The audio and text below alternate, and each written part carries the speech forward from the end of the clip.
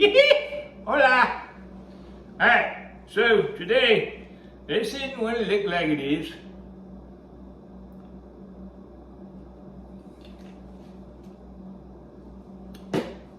So today we're going to work on bacon. And a lot of the videos that you'll see, a lot of folks make, they got everything already pre-measured and ready to go. And well, what the hell fun is that? I want to just take you through the whole process. So I've done bacon a few times in the past. Some of them I've liked, some of them I haven't liked. Does it have a lot to do with the meat you get? It does. Does it have a lot to do with the spices and stuff that you use? Yeah, it does. But in either case, you know, a lot of it's trial and error. Find recipes that you really, really like.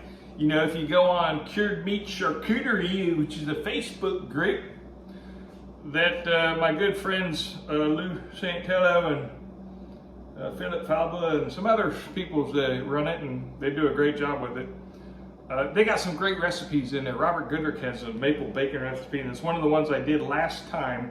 In fact, I had it sitting out here a little bit ago. I did it 4 years ago, and I still have a big slab of it that it didn't freeze it. It is literally being cured just like you would cure anything. It was cured using cure number 1, and today is all cure number 1. Don't use cure number 2 on anything you're gonna cook. And there's caveats to that. If you wait until a certain period of time, the nitrates will turn into nitrites, which will turn into nitric acid. I don't know how it works, but all I know is don't cook cure number 2 if you're going to be cooking it anytime soon. It needs at least 30 days, 60 days, 90 days to completely dissipate. There are things that you can add, and Philip is an expert at some of those things that will help counteract the nitrite, reduce it down to a level that is extremely low so that if you wanted to cook it much quicker, you can. I'm going to go ahead and do 2 different bacon recipes. Tara Cat did a cherry cola bacon recipe, and she gave it to her friends, and I was so excited to try it. I asked her, I said, where'd you get the rub from? You know, give me your information. So she said, I got this cherry cola rub from this company. I went ahead and ordered it. Here it is, come in, boom, boom. Let's open it up and see what we got. I did cut the seal already, so, you know. And it comes in here. Oh, there's it. And there's something else in here too. That's kind of cool.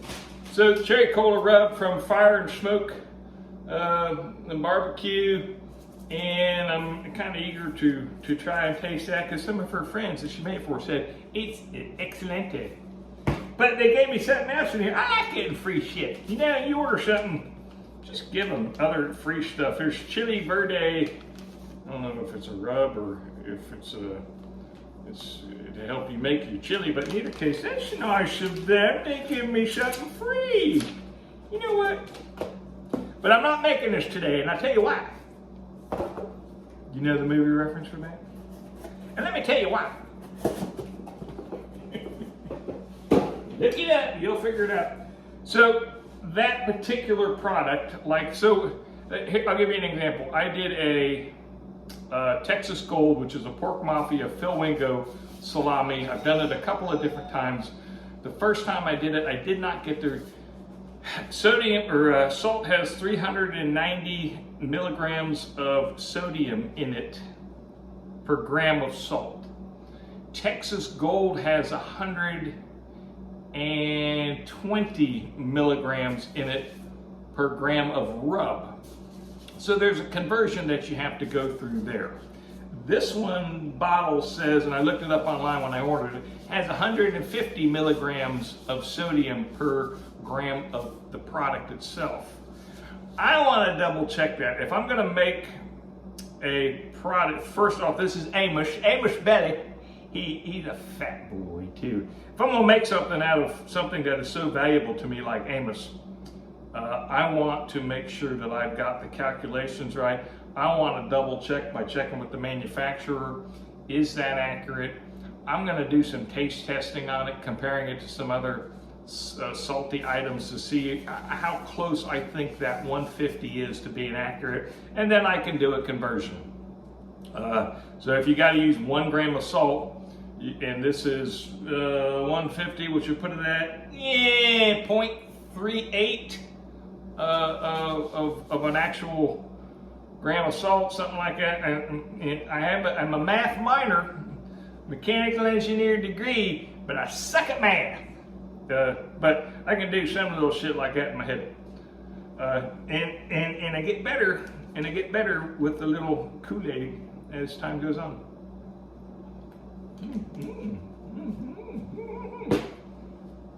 But in either case, I'm not going to do that today because I want to double check some things.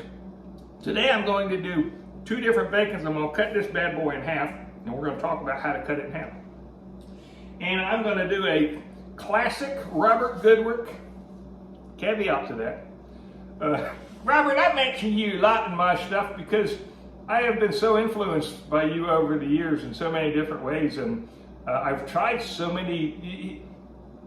He's a British butcher up in Canada, and he's very, very generous and gracious about helping people that genuinely want help.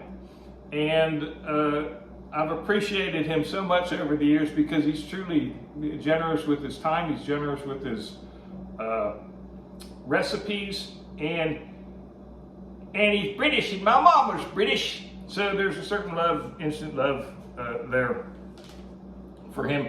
But I'm going to use his maple bacon recipe, but the caveat is I bought a big thing of maple sugar. Try it sometime. It's stupid expensive. You'll be like, well, what maples, like all the maple trees everywhere. Why is it so expensive to buy maple sugar? It didn't make sense to me. I bought it. I have it. It doesn't give you, in my opinion, this is my opinion, right? In my opinion, the 2 times that I have made it in the past, it doesn't give you a great maple flavor. And I did the second layer, and you come in, you put it in, you do the thing per Robert's instructions, but it doesn't. And if any of you want to go to a great Facebook charcuterie website for learning, right? Cured Meat Charcuterie, those guys are great. There's lots of other ones out there. I'm sure they're fine too.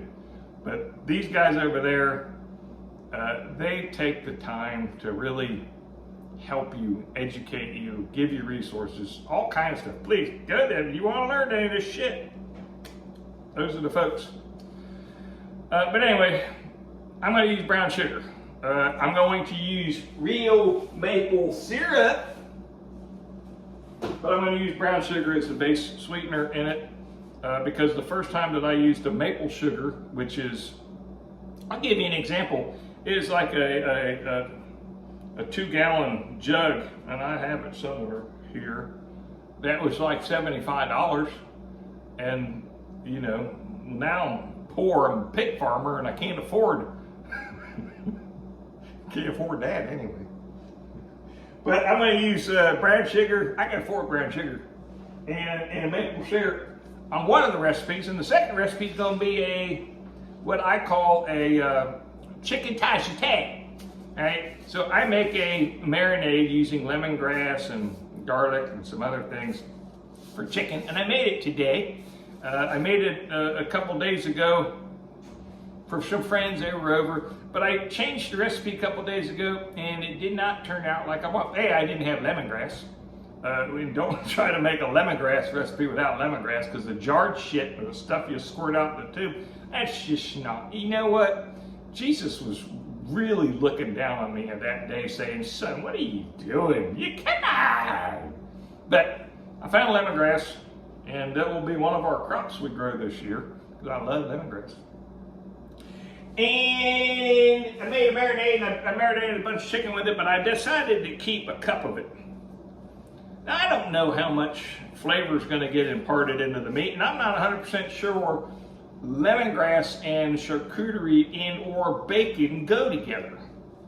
But there's other things in here, cumin, coriander, a little chili powder, I like spanking it too, that I think might actually impart some flavors into the the component. And I think here's an important thing, and this is again taught to me by some wonderful people.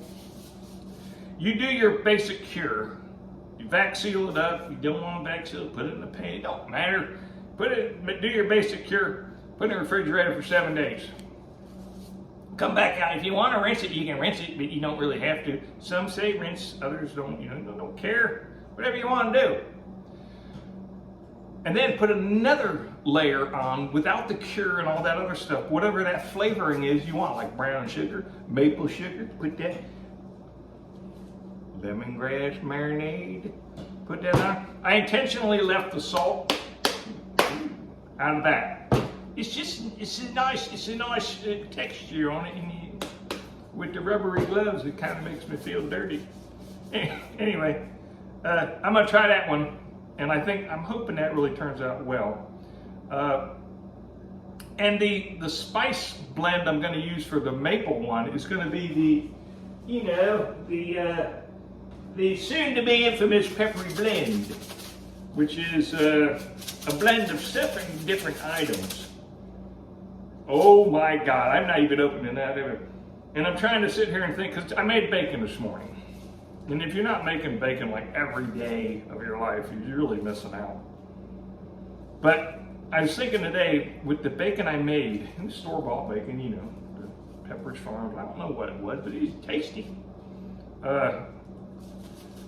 What would it taste like with the Peppery Blend in it? So the maple one that I have down here, but I'm going to go ahead and do it all right here in front of you. And pay attention. Pay attention. Stay still, damn it. That poor boy.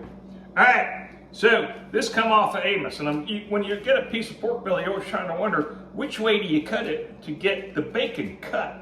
And when I say that, you know, the grains are going this way and they're going that way. If you turn it this way, where I see now.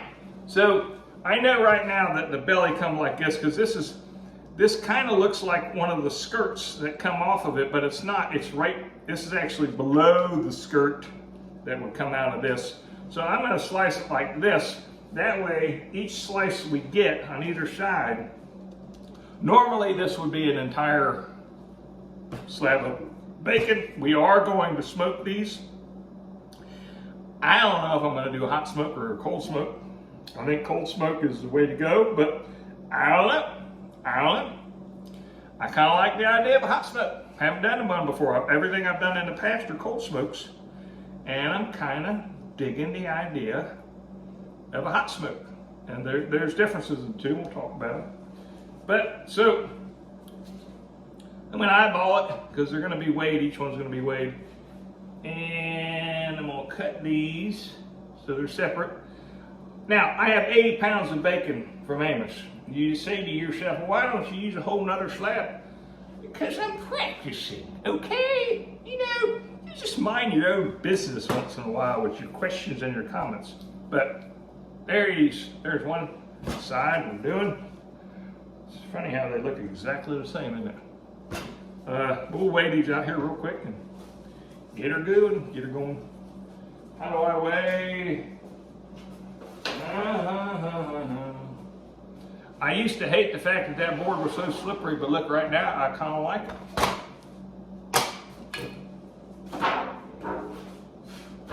Sanitize, Claudia. I'm sure it is.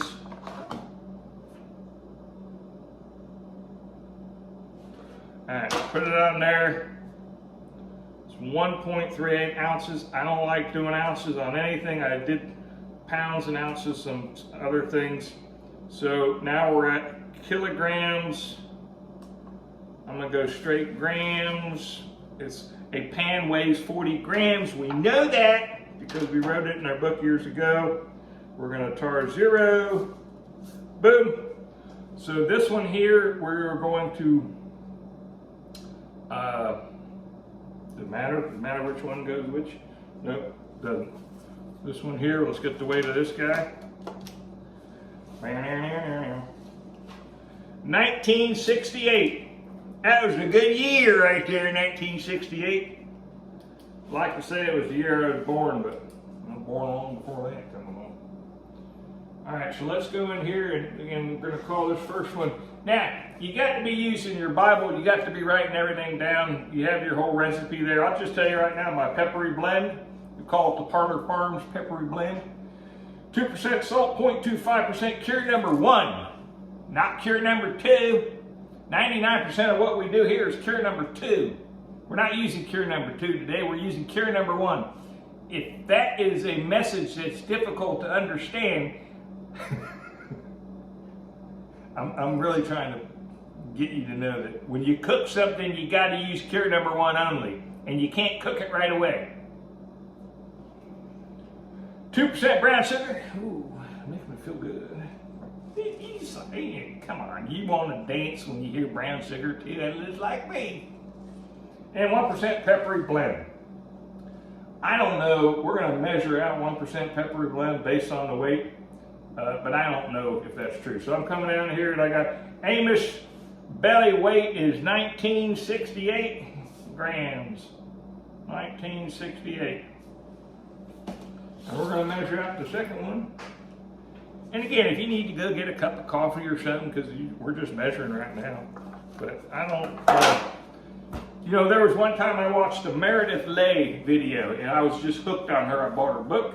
She is outstanding, but she does not do the typical YouTube video where they're cutting and pasting all this shit together. She takes you through the entire process, you know, and she'll stop and have a taste of her beverage. I don't know what she drinks. It's probably bone broth.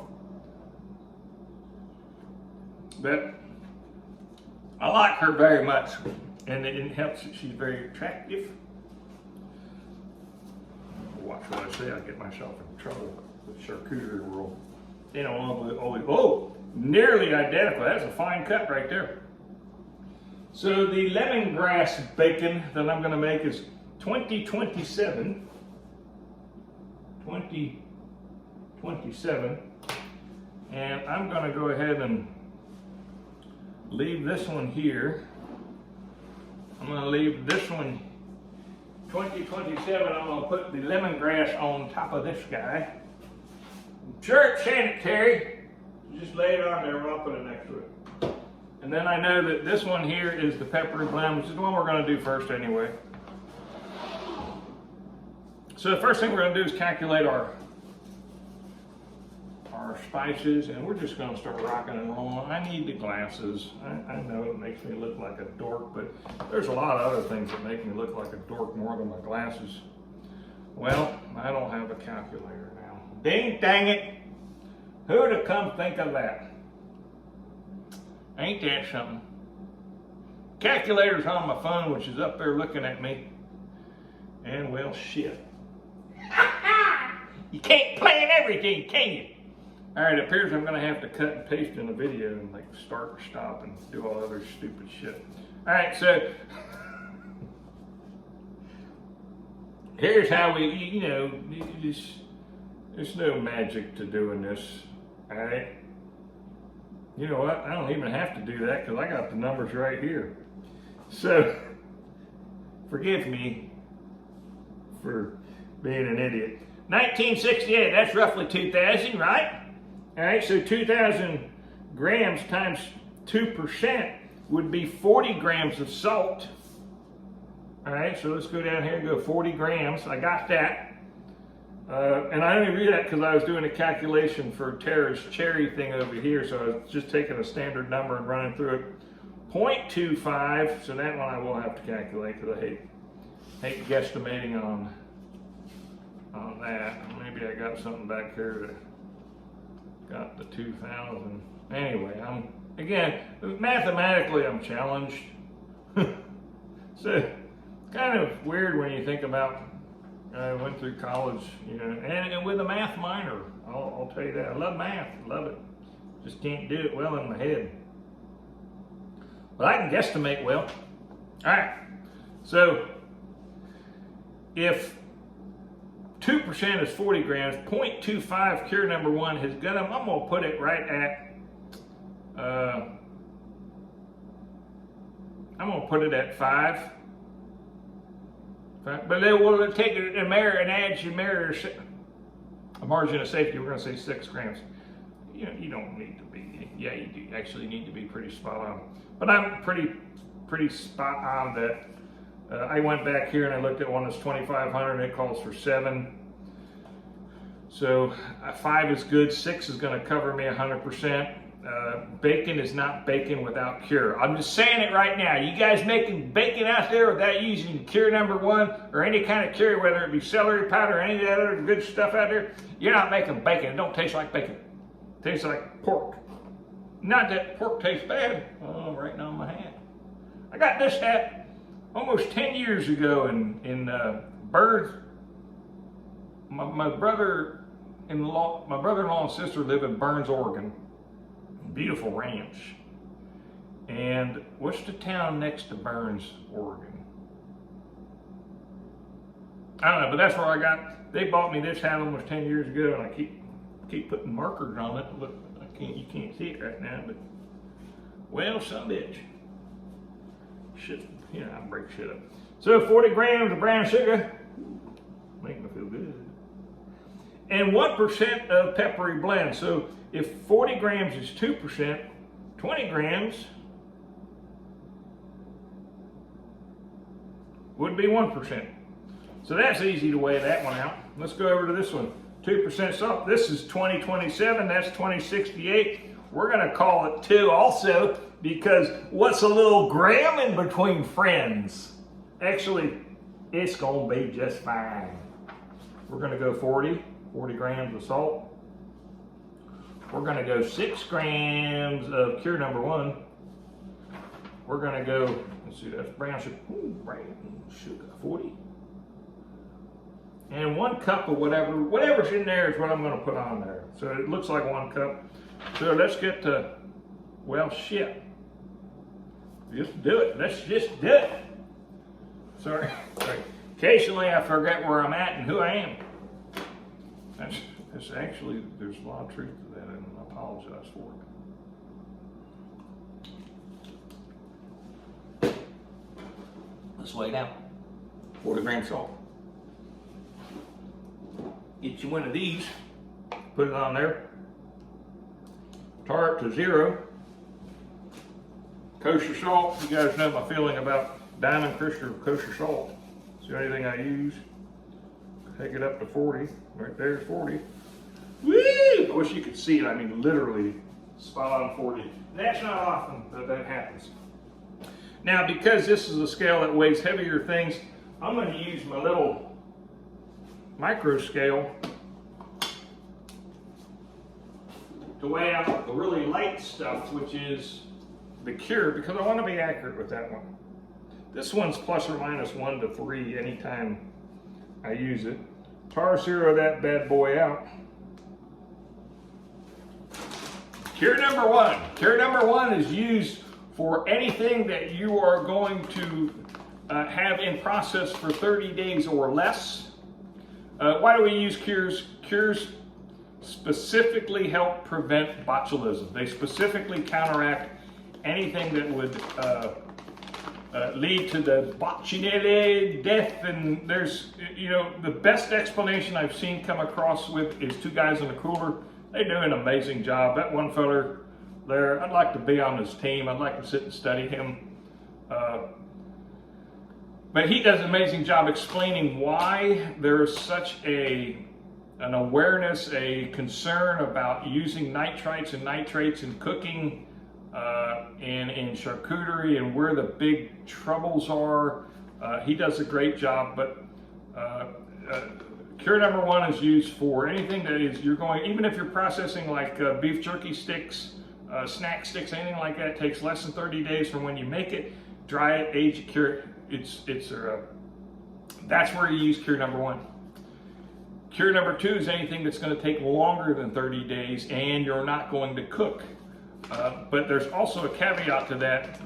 You can reduce the nitrates and the nitrics, which become nitric oxide, in this. And there's some tricks to doing that, but time is one of the tricks.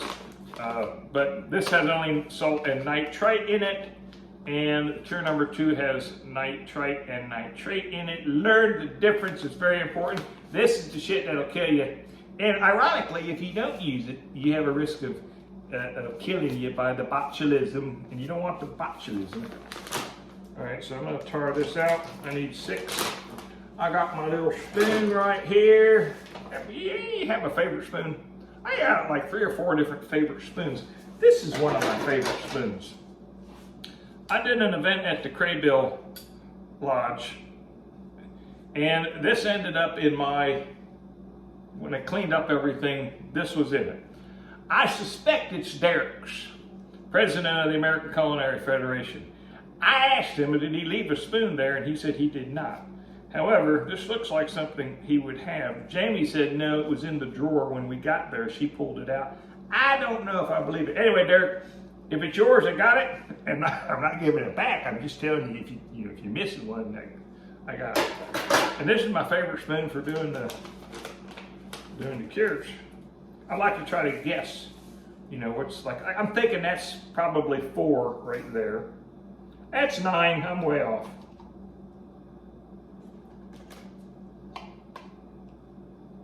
That's 7. There's 6. All right. So I'm going to put that literally right into here, and I'll show you that. And it did come right up to 46, because sometimes you just keep adding to it and you increase your number. So I'm going to say, so I need 6 for the next one too. So let's go ahead and pull this guy out. Let's tar it again, because I've just scrambled it up. I'm going to try to do a better job at measuring. All right, 6 here. 6 right there. Apparently I'm off my game on guesstimating.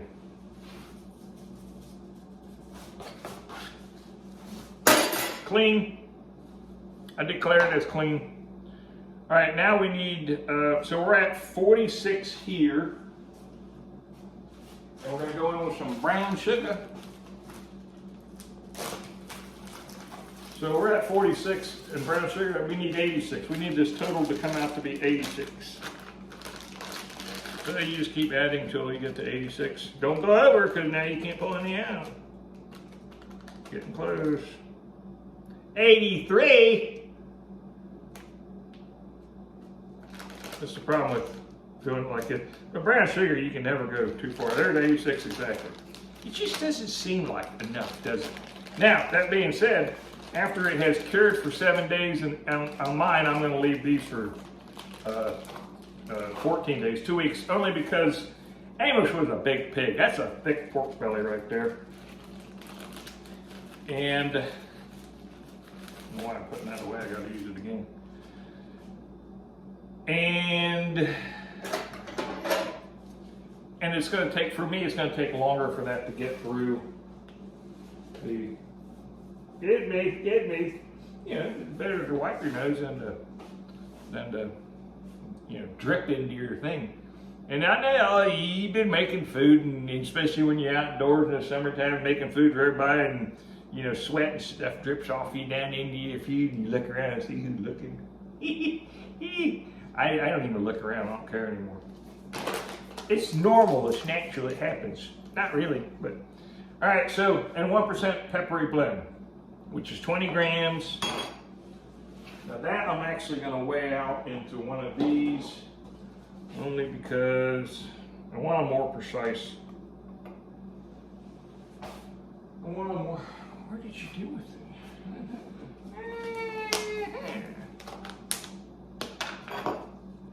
Again, hey, I've said this many, many times.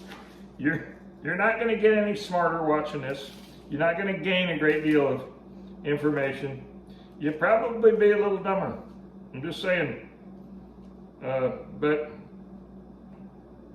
I'm glad you're here.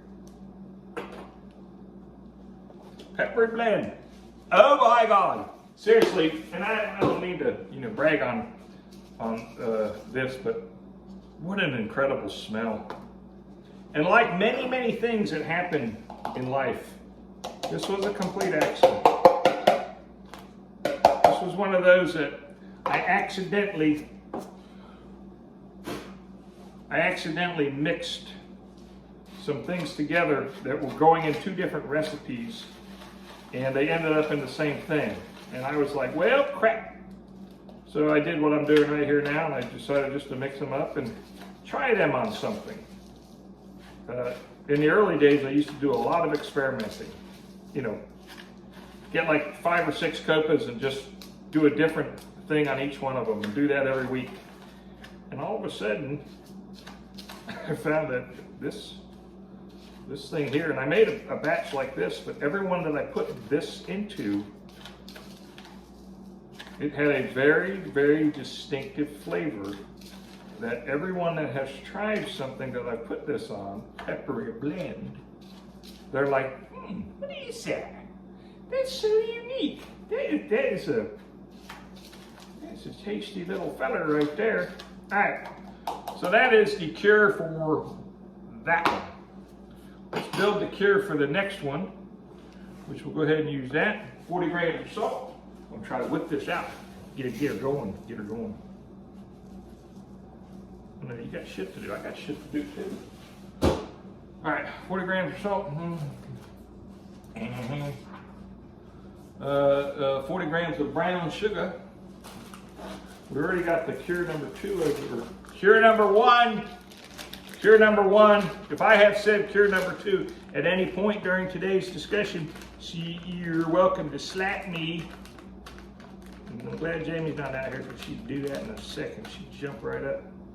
So 40 to be 80. She likes slapping me. 80. I went up and 83. So what's a little extra brown sugar between the fingers? All right. You know, and this is the truth. I think the most important thing you can do when you're doing any of this is just have fun. I mean, enjoy it. Make it a family event, so to speak. I much prefer to do it by myself. It's a therapy for me. I'm a bit of a, well, you know, I mean, you know, I don't want to tell you, you know. But to me, it's therapy. I like coming out and, you know, and this is, Jamie will tell you, this is the God's honest truth. Prior to me videotaping anything that I had done in the past, I would sit and talk to myself very much like this while I was making it. I don't know why. I know I got a bit of a remedial, you're not allowed to use the word mental retardation anymore, so I don't know. I'm in uncharted territory, so, but I know that I got a little of that going on, and but that's so, and I do that with a lot of things. I'll talk my way through all kinds of stuff. Just put that there. Well, it doesn't belong there, but I'll just put it there. Put that there, and it doesn't belong there, but I'll put it there. So this is for that one. Put that right there. Cure number 1. We're using cure number 1 today. If you're doing baking, use cure number 1. You know who you are. And I love you.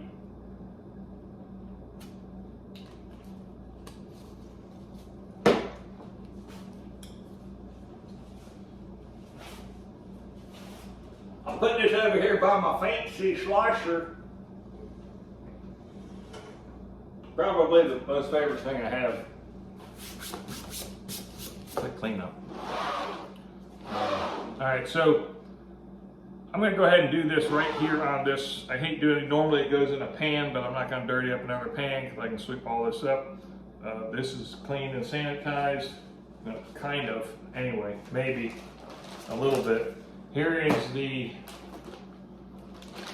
bag that this came out of. I reheat sealed it to make sure that it was good. I'm going to go ahead and fold this guy back a little bit. You guys know why I fold this back a little bit. So that all the spices don't get on the sealing surface and then you can't seal it. And you say to yourself, well, why isn't my back sealer working? It ain't sealing. Well, because you're an idiot. Sorry, I'm sorry, I said it. That poor kid. All right, so 2,000 gram slab of meat to care for it, peppery blend. How do we do it? This is really difficult too. Somebody say, you should start from the other side. Start wherever the hell I want to start, where I'll start. Like I said, you're not any better off. It smells delicious, I will say. Peppery blend is amazing. Nope, sorry, ain't sharing. Come have some, taste it with me. I'll even give you some. Try to figure out what it is. Psych! I won't do that either. Yeah, I will. I'm generous that way. Seriously, there's 99% of everything I do is transparent and open, and I'll share any information that I have. There's two that I won't share. Actually, three. You guys know bulgogi, right? And bulgogi's not hard. I mean, it's all exactly the same thing. Soy, sugar, salt. Soy, sugar, garlic. Not soy, sugar, salt. All your salt comes from soy. All right? And I will say that I probably make the best bulgogi in the history of the bulgogi. I'm just going to say, I'll put it out there, and I'll challenge any of you naysayers out there to, you want to do a bulgogi competition? Oh my God, let's do that. You guys got your ribs cooked off? Let's do a bulgogi competition. I will put my gochujang. We make our own gochujang. I've done it for years, and my Lord. There's two. I don't know if I was like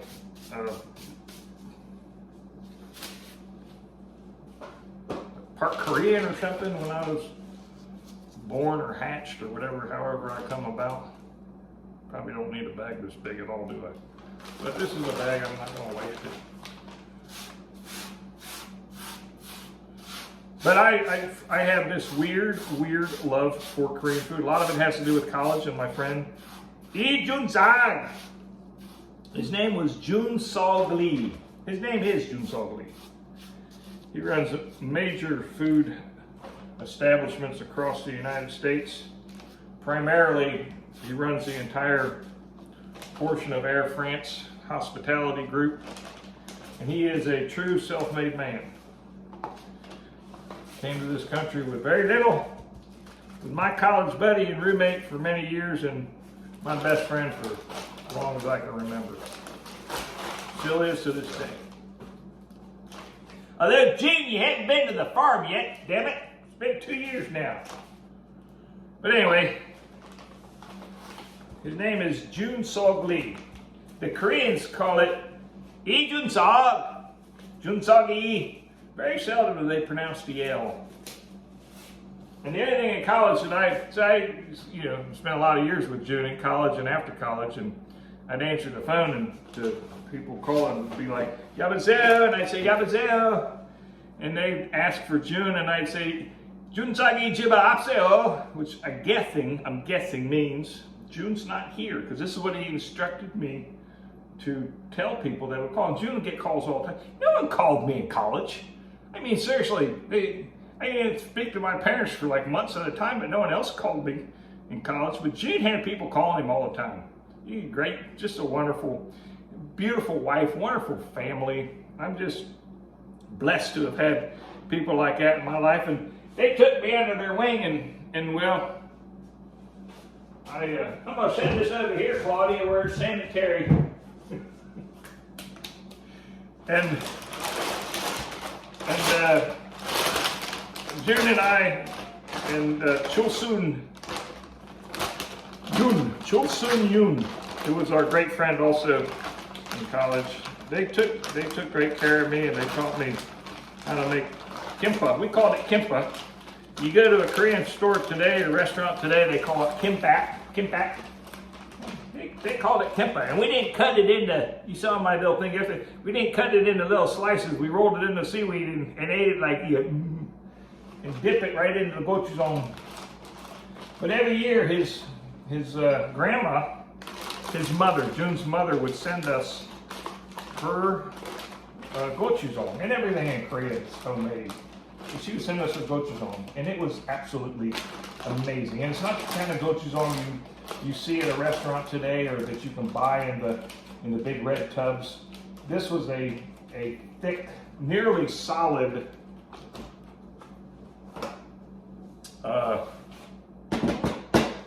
paste with meat in it and garlic and just all kinds of different things that was just truly amazing. And I immediately fell in love with, he would get packages from Korea and I wouldn't even tell him about it till I went through them and I pulled out the gochujang, and I'm like, the only reason I did this is because now I know you have it and we're gonna have to share it. So when I went to Korea on a couple different times to hang out with them, I made sure that I was able to get some from his mom and had it packaged up and sent back to me. So I had a supply, but I really need some now. Jim, you hear me? I'm missing that gochujang. I make it, but I don't make it like that. I don't know how she makes it like that. Whoops, wrong one, Feldman.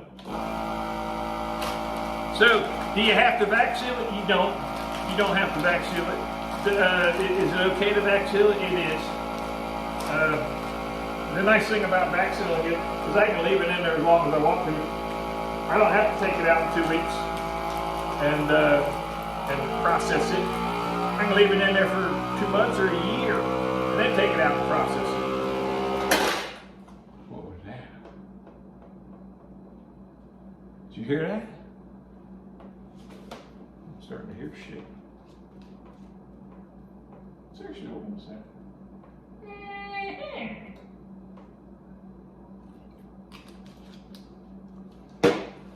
Thick bag. I'm going for a double seal. It won't let me do it yet. It says Wayne. All right. Guess I'll use a different paper towel since I wiped my nose with the other one. Wipe this off real quick. You don't want any of that signature peppery blend on it. Double seal now, yep, it's going to allow me.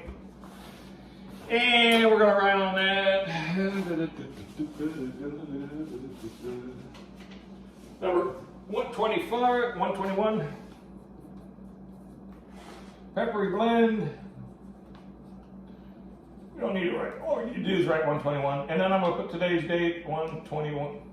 Ooh, I put 112. I have not gotten used to writing 23 yet. So as an inspector, when I go out, I got to date everything that I do in the field. And all last week, I gave everybody got dated 22. Sorry. 121, 23. So that I'll know in 7 days. Pull that sucker out. There it is. Ha! Come out every day, look at it, turn it, flip it, do whatever you want to do to it. You don't have to do anything to it, but it's a good idea with bacon, at least, to come out every day and kind of stretch it, massage it. I do like slapping my meat. And you know what? Each of you also likes slapping your meat. And don't tell me that you don't. Because I'll call you a liar right to your face. All right, this pan's already dirty, so I'm gonna leave it in that pan. This is the second one with the lemongrass right there. I need gloves on because the police are out there and they're, be giving advice and giving advice that's wrong. And I agree with that. I do. I generally agree with, if you're gonna be out there doing things and trying to help others do things, generally try to give them good advice. And that, again, you're not getting that here. You're getting an idiot doing idiot things, having fun then. You know. And that's again, it's one of the things that I so love about this is it is fun. It's fun to do it, and it's fun to share it with your friends. You know, after it's made. Anything you do like that. Now see, this is why I don't like pans. Because all of a sudden now, this pan is like popping and flipping and kicking up my cure. have to get all that out of there. You spread it around like that. Get it all over. You know what I didn't do? Can any of you guess what I didn't do? So whenever you cure anything, whether you're doing it for a whole muscle, or bacon, which is also really kind of whole muscle, you want to have something ready to go right away. Because what's going to happen is salt's going to go on and start pulling out liquid. And guess what Tony doesn't have set up right away? Because he's a dingo. All right, give me a second. Sorry. Back bags are over here. I think I have one just perfect for that.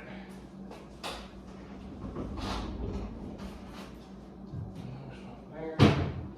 My apologies.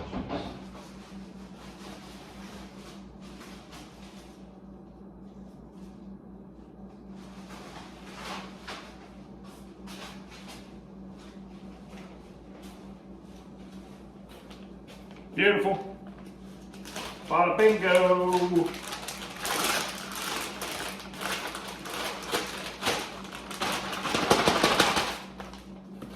All right. What happens is the salt and the spice blend start pulling out the moisture, which is your entire purpose of curing.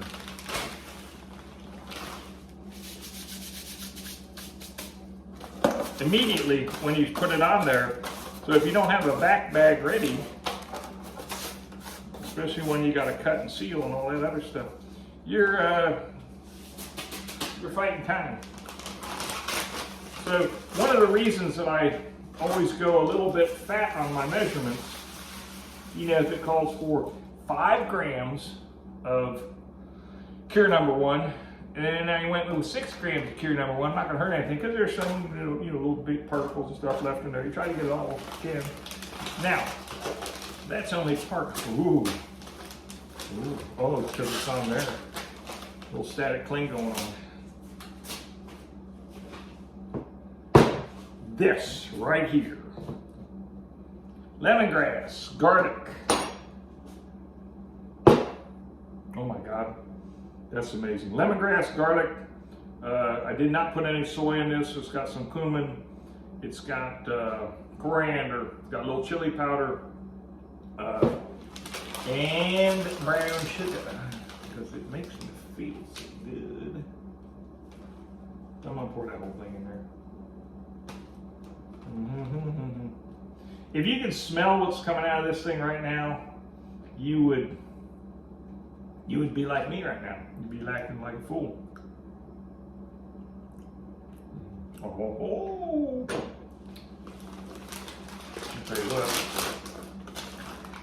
I'll tell you what. I'm gonna get that a little bit massaged in because I really want these aromatics to get up on it. And I bought mature lemongrass. Mature lemongrass is a thick, it's nearly a woody stock, and I put it into a turbo processor that basically really pulverized it into a, I'm going to say damn near into a powder, but it wasn't a powder, it was moist. I said moist. So as it gets up there, I'm going to go ahead and just click the seal button because I don't want to suck any moisture out. And it looks like I don't even have to do that because that's a fine vacuum shooter.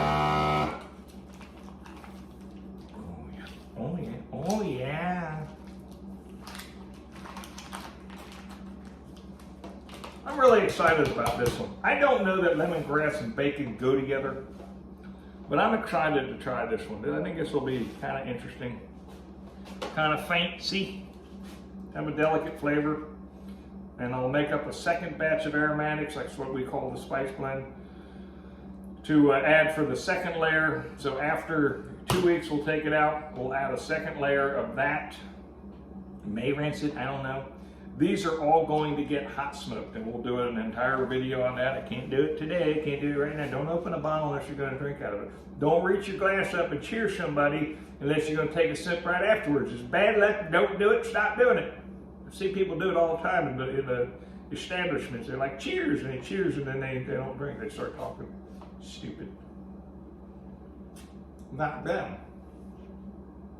They're not stupid. You can see me. They're not stupid. The whole concept of cheersing someone when they're now without commencing it. So this is not a, I'm going to put a second seal on just because it's got a liquid in there. But I'm excited to see what this one here is going to be. But that's pretty much it. I'll check back. I got to decide before I smoke it, am I going to do hot smoke or cold smoke? Cold smoke runs at whatever temperature the outdoors is. You put some, whatever your favorite wood is in a cold smoking. I use the Z thing. You light it on one side. It's basically a sawdust of whatever your favorite wood is. Traditionally, I go with pecan for everything. I think pecan's the most wonderful flavor of any of the smokes out there. But on these, I may go with a fruit wood. I've got some apple from our yard, and I may grind that up and put that in. You can also buy different woods. I don't know yet. I'm still in the process of deciding, so to speak. But cold smoke has its benefits because you don't lose any of the fat from the item. Cold smoke is, like I said, done so whatever the temperature outside is going to be, it'll be a little bit above that, but it won't be above 60 degrees. Hot smoke is where you take, you're roughly smoking at 200 degrees and you take your internal temperature of your product up to about 150 degrees. It's where you partially cook it to, it does a number of different things, but I kind of really like that idea only because Amos is so fat, this thing is so big, that I'm kind of thinking maybe a hot smoke, bringing it up to 150 might be the best idea. Then you let it cool for a little bit, and there's some things you got to do to prepare it before you actually do any smoking. We'll talk about that when that time comes. But hot smoke might be the way to go. Maybe we'll do one cold smoke, one's hot. No, we're not. We're doing both exactly the same way because that's. And then you fire up the smoker, and mine's the Alvaron custom cooker. Fire it up, you got to put other stuff in there. If you're going to do a hot smoke, I'm going to fill it. It uses a tank of propane every time I do it. And you guys out there say you're not smoking if you're using propane, well, you can kiss my. You want to start a fight up at a barbecue event. Tell somebody you can't smoke if you're using propane. You need a stick burner and a stick burner only. It's just not true. Propane does a nice job in maintaining your temperature. It's smart cooking. All right, you don't have to sit and tend to it every couple seconds. And if you're a stick burner, and I got a stick burner on my Alvaron, if you're using only wood to maintain your temperature, that temperature's going up and down, up and down. The best way you can F up a barbecue is to have that temperature go up and down, up and down, up and down. Now, I'm not saying stick burning's wrong or is not the way to cook, but if you want to enjoy your friends and a bunch of other stuff where you're not having to tend to that smoker every single day, every single minute of that smoke, gas assist is nice, all right? And the way the Alvaron is set up, it's got gas assist. You set it and forget it. And when I say set it and forget it, I can put a whole hog on there and set it at 200 degrees and come back 24 hours later and it will literally be right at 200 degrees. I put a stick burner on the side of it so that I can throw in whatever kind of wood I want. Now that's a little tricky because that stick burner will add some heat to it, so you gotta kind of regulate your thing. But Alvarons, and I have several Alvarons, I only have one big Black Betty though. She's not a Black Betty, she's Juicy Lucy. I'm sorry, Lucy, I called her something else. I got a Black Betty up there. But Alvarons are interesting in that there's a temperature that they like. I say 200 degrees, but I know Juicy Lucy is a 220. She's a 212 to 220 all day long, and that's her sweet spot, and she don't like coming off of it. It don't care. So you click your valve up one notch, and it'll start going up to 225, 230, 240, and it seems like it don't want to stop. And then you click her down just a little bit, and it starts going down and going. But there's a sweet spot where you know, in your dial, you can go anywhere you want in that one little spot, and it'll always stay at between 212 to 220. I love that. So then I can go in and throw my wood in, my stick burner side, and I put in just a tiny bit of wood. If you're smoking and you got that big billowing white smoke coming out of there, I'm not telling you how to do your business. All I'm telling you is that first off, your meat's going to give folks diarrhea because all that creosote that's going to get on there. Sorry, I hate to mention diarrhea damn near anything. You don't want diarrhea. It's not a goal. It's not something you want. We go for the wisp of blue smoke, just a little tiny blue smoke. Whether you're cold smoking or whether you're hot smoking, you just want a little bit of the, we call it blue smoke. It's clean smoke. It's smoke that doesn't have ash in it coming up with it. And there's no moisture in it, so by the time it gets to the actual chamber in the smoker, any moisture that's in that smoke will have dissipated out. But we want nothing but a nice wisp of blue smoke coming out of it. And to me, that gives you the best tasting meat, minus the diarrhea. I'll probably get chastised for that. But anyway, there's lemongrass bacon. Put that bad boy in the refrigerator for, again, refrigerator, 38 degrees or below. These are going to go 2 weeks before I do anything with them. Come out every day. I'm going to flip them. I'm going to love them. I'm going to give them some snack lips. Teach them how to behave themselves, little squirrely monkeys. And I won't smack it like that, right? Because that's the cupcake smack. I just get like that kind of smack. I'm sorry. I really shouldn't do that. Anyway, have a good day. Good day. This is almost empty. I got to go refill.